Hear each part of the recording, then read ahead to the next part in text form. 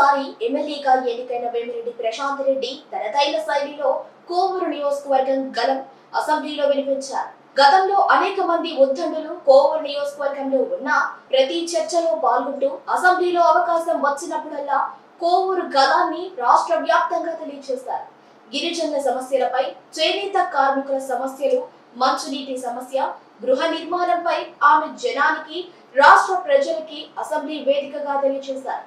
అసెంబ్లీలో మాట్లాడిన వివిధ రకాలైన సమస్యలు ఇలా ఉన్నాయి. నెల్లూరు జిల్లా కోవూరు నియోజకవర్గంలో యానాదులు, జల్లా యానాదులు అధిక సంఖ్యలో ఉంటారని, వారి సమస్యలను పరిష్కరించాల్సిన అవసరం ఉందని కోవూరు ఎమ్మెల్యే వేమిరెడ్డి ప్రశాంత్ రెడ్డి కోరారు.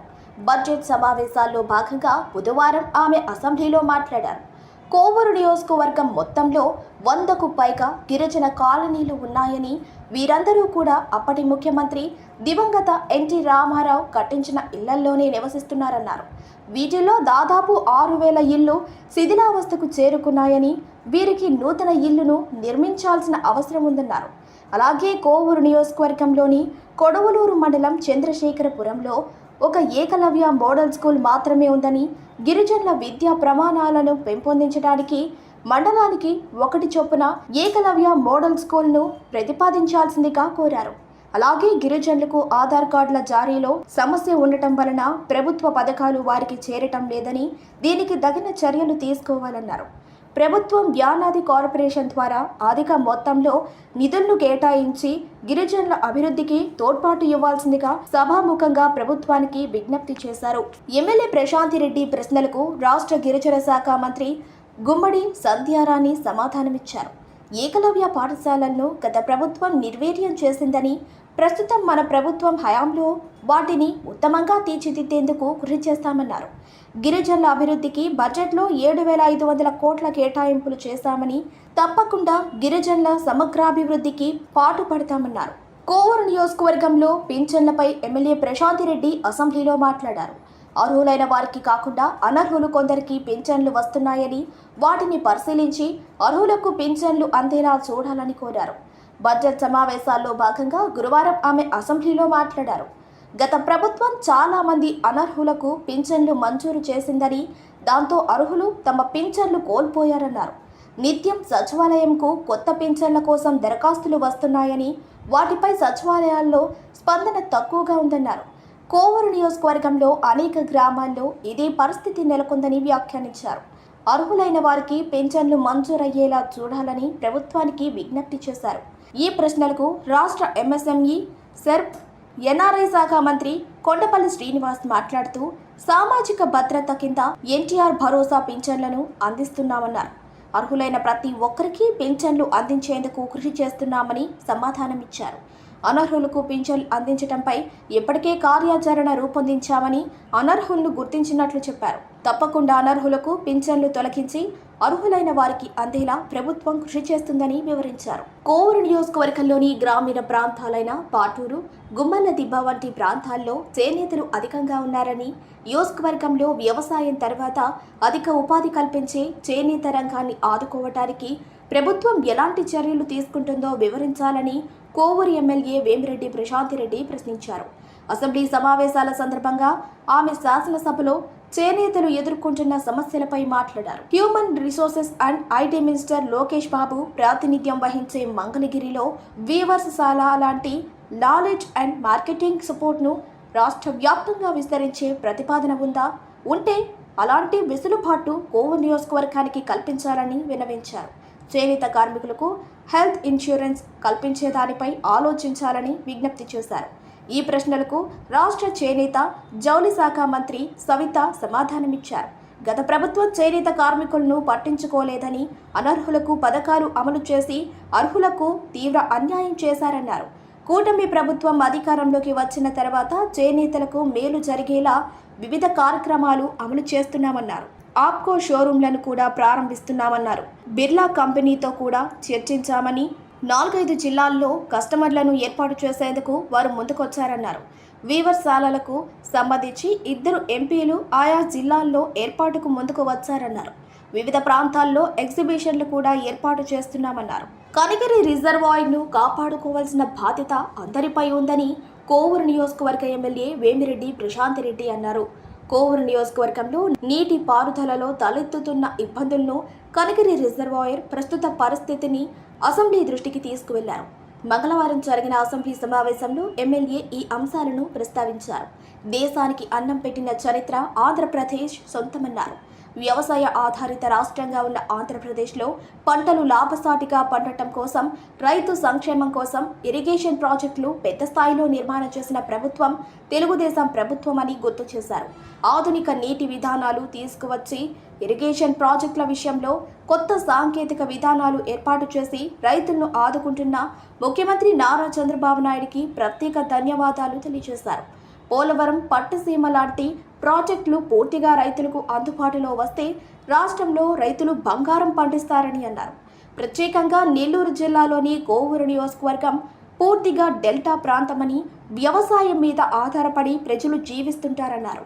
సర్ ఆర్థర్ కాటన్ కట్టిన కనిగిరి రిజర్వాయర్ తర్వాత నెల్లూరు రైతులను ఆదుకునేందుకు తెలుగుదేశం ప్రభుత్వంలో ఏర్పాటు చేసిన తెలుగు గంగ, సోమశిల ప్రాజెక్టులు మాత్రమే నేటికి అడ్డగా ఉన్నాయని గుర్తు చేశారు. పెన్నా డెల్టా ప్రాజెక్టు కింద కోవూరు నియోజకవర్గ పరిధిలో ఉన్న eastern channel, southern channel, Jafar Sahib channel, పైతీరు, మలిదేవి లాంటి డ్రైన్స్ మీద ప్రత్యేక దృష్టి పెట్టాలని కోరారు. కాలువ చివరి ఆయకట్టుకు నీరు వెళ్లి రైతులకు పంట చేతికి అందే వరకు రైతన్నలు నానా అవస్థలు పడుతున్నారని, కొన్ని చోట్ల కాలువల కట్టలు సక్రమంగా లేక కాలువలకు గండ్లు పట్టడంతో చేతికొచ్చిన పంట మునిగిపోవటం వంటి విషాద ఘటనలు చోటు చేసుకున్నాయన్నారు. అలాగే కింది స్థాయి లష్కర్ల వ్యవస్థ లేకపోవడంతో ఎగువ ప్రాంత రైతన్నలకు, దిగువ ప్రాంత రైతన్నలకు మధ్య వివాదాలు దెబ్బతినే అవకాశం ఉందని, తప్పకుండా వీటిని పరిశీలించి పరిష్కరించాలని కోరారు. గత ప్రభుత్వ హయాంలో తీవ్రంగా నష్టపోయిన గృహ లబ్ధిదారులను ఆదుకోవాలని కోవూరు ఎమ్మెల్యే ప్రశాంత్ రెడ్డి ప్రభుత్వాన్ని కోరారు. గత ప్రభుత్వ హయాంలో పేదోళ్లకు సొంతింటి కల సాకారం పేరుతో దోపిడీ జరిగిందని, హౌసింగ్ పేరుతో కాంట్రాక్టర్లకు దోచిపెడుతున్నారన్నారు. అనర్హులను లబ్ధిదారులుగా మార్చి కోట్లాది రూపాయల ప్రజాధనం కొల్లగొట్టారని చెప్పారు. గ్రామీణ, పట్టణ ప్రాంతాల్లో ఇప్పటికీ సరైన గృహ సముదాయం లేక ప్రజలు ఇబ్బందులు పడుతున్నారన్నారు. గత ప్రభుత్వ హయాంలో ఇల్లు కట్టిస్తామని చెప్పి మోసం చేశారని గుర్తు చేశారు. ఏ గ్రామానికి వెళ్లినా స్వర్గీయ ఎన్టీఆర్ కాలంలో నిర్మించిన ఇల్లే దర్శనమిస్తున్నాయని పేర్కొన్నారు. అవి శిథిలావస్థకు చేరటంతో ప్రజలు తీవ్ర ఇబ్బందులు ఎదుర్కొంటున్నారని చెప్పారు. గత ప్రభుత్వ హయాంలో నష్టపోయిన బాధితులను ఆదుకోవాల్సిన అవసరం ఉందన్నారు. అలాగే అర్హులైన వారికి ఇల్లు కట్టుకునేందుకు తగిన సహాయ సహకారాలు అందించాలని విజ్ఞప్తి చేశారు.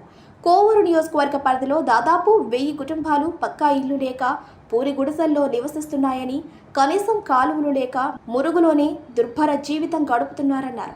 ఇళ్ల నిర్మాణం పూర్తి చేసినట్టు బిల్లులు చేసుకున్న కాంట్రాక్టర్లపై చర్యలు తీసుకుని స్వాహా చేసిన నిధులు రికవరీ చేయవలసిందిగా కోరారు. జల్ జీవన్ మిషన్ సహకారంతో నెల్లూరు జిల్లాలో ప్రజల తాగునీటి సమస్యలను పరిష్కరించాలని కోవూరు నియోజకవర్గ ఎమ్మెల్యే వేమిరెడ్డి ప్రశాంత్ రెడ్డి విజ్ఞప్తి చేశారు. అసెంబ్లీ సమావేశాల్లో భాగంగా ఆమె అసెంబ్లీలో మాట్లాడారు. సందర్భంగా పంచాయతీరాజ్ శాఖ మంత్రి, ఉప ముఖ్యమంత్రి పవన్ కళ్యాణ్ సేవలను కొనియాడారు. పంచాయతీరాజ్ శాఖ గురించి మాట్లాడుకోవాలంటే ఉప ముఖ్యమంత్రి పవన్ కళ్యాణ్కి ముందు, పవన్ కళ్యాణ్ తర్వాత అని చెప్పాలన్నారు. గ్రామీణ ప్రాంతాల్లో మౌలిక సదుపాయాలు కల్పించి పల్లెటూళ్లకు పూర్వ వైభవం తెచ్చే దిశగా కృషి చేస్తున్న ముఖ్యమంత్రి చంద్రబాబు నాయుడికి, ఉప ముఖ్యమంత్రి పవన్ కళ్యాణ్లకు ధన్యవాదాలు తెలిపారు. గత ప్రభుత్వ హయాంలో రాష్ట్ర ప్రభుత్వ 50% కాంట్రిబ్యూషన్ జమ చేయనందున గ్రామీణ ప్రాంతాలకు సురక్షిత త్రాగునీరు అందించే కేంద్ర ప్రభుత్వ పథకం జల్ జీవన్ మిషన్ పూర్తిగా సద్వినియోగం చేయలేకపోయారన్నారు. పంచాయతీరాజ్ శాఖ పర్యవేక్షణలో అమలయ్యే జల్ జీవన్ మిషన్ పథకాన్ని పూర్తిగా సద్వినియోగం చేసుకుంటే రాష్ట్రంలో ప్రతి ఇంటికి సురక్షిత త్రాగునీరు అందుతుందని చెప్పారు. పెన్నా నది పరివాహక ప్రాంతం కావడంతో కోవూరు నియోజకవర్గంలో తాగునీటి సమస్యలు లేవని అనుకోవద్దని, పాతకాలం నాటి వాటర్ పైపుల లీకేజీల కారణంగా నీటి సరఫరా సవ్యంగా జరగటం లేదన్నారు. పైపుల లీకేజీల కారణంగా కలుషిత జలాలు తాగునీటిలో కలుస్తుండటంతో ప్రజలు తీవ్ర ఇబ్బందులు పడుతున్నారని వివరించారు. జల్ జీవన్ పథకం ద్వారా తుప్పు పట్టిన వాటర్ పైప్ లైన్స్ రీప్లేస్ చేసే విధంగా చర్యలు తీసుకోవాలని విజ్ఞప్తి చేశారు. అలాగే కోవూరు నియోజకవర్గంలో జల్ జీవన్ మిషన్ ద్వారా మంజూరైన తాగునీటి పథకాలకు రీటెండర్లు నిర్వహించి సత్వరమే పనులు చేపట్టేలా చొరవ చూపాలని కోరారు. నియోజకవర్గ పరిధిలోని కనిగిరి రిజర్వాయర్ సమీపంలో వవ్వేరు గ్రామం వద్ద 6 గ్రామాలకు త్రాగునీరు అందించడం కోసం 9 కోట్ల వ్యయంతో నిర్మించిన పైలట్ ప్రాజెక్ట్ వాటర్ స్కీమ్ నిర్మాణం పూర్తయినా ఇంకా వినియోగంలోకి రాకపోవటాన్ని ప్రస్తావించారు. జరుగుతున్న జాప్యానికి కారణాలు తెలియజేయాలని కోరారు. విడవలూరు మండల కేంద్రంలో అసంపూర్తిగా ఉన్న మినీ స్టేడియం నిర్మాణాన్ని త్వరితగతిన పూర్తి చేయాలని కోవూరు ఎమ్మెల్యే వేమిరెడ్డి ప్రశాంత్ రెడ్డి కోరారు.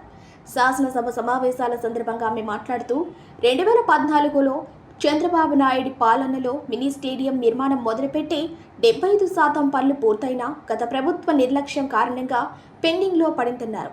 తీర ప్రాంత మత్స్యకార గ్రామాలలో యువతరానికి క్రీడలపై ఆసక్తి ఎక్కువని, వారికి సరైన శిక్షణ మరియు సౌకర్యాలు లేక క్రీడా రంగంలో రాణించలేకపోతున్నారన్నారు. యువత పెడద్రోవ పట్టకుండా ఉండాలంటే క్రీడా రంగాన్ని ప్రోత్సహించాల్సిన ఉందన్న విషయాన్ని ఆమె శాసనసభలో ప్రస్తావించారు. గ్రామీణ ప్రాంత పాఠశాలలో క్రీడా పరికరాలు మరియు వ్యాయామ ఉపాధ్యాయుల కొరత ఉందని, వీలైనంత త్వరగా ఆ సమస్యను అధిగమించేలా తగు చర్యలు తీసుకోవాలని కోరారు.